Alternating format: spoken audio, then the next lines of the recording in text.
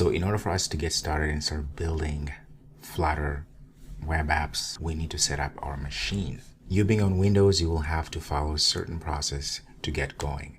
Now, unfortunately, I wished there was just a magic button you can click and everything is installed and you don't have to worry about anything. Unfortunately, that is not how it works, and believe me, I wish I had those powers. But to make sure that the process of setting up is less intimidating and less cumbersome, I went ahead and put together a full PDF file just for you to follow along at your own pace and get this setup done for you on Windows. This is how the PDF file looks like.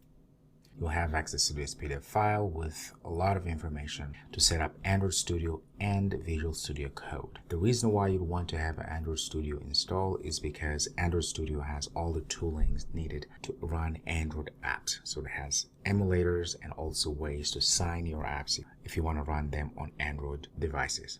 Okay, so you can skip around depending on what is it that you want to do. So most importantly, on Windows, you probably want to start here on Visual Studio Code, which is what we're going to be using in this course. So I'm going to click there. It's going to take you directly to the Visual Studio Code. It tells you a little bit about Visual Studio Code, the editor, and how to install it. Okay, it's very detailed. You go through the process.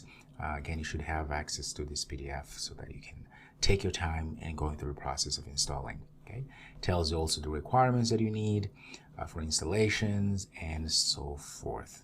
And also goes through the process of setting up your environment variables and do all the things that you need to do to be set up to get started. I really encourage you to do this process if you don't have Visual Studio Code and Flutter installed. Again, it's very simple.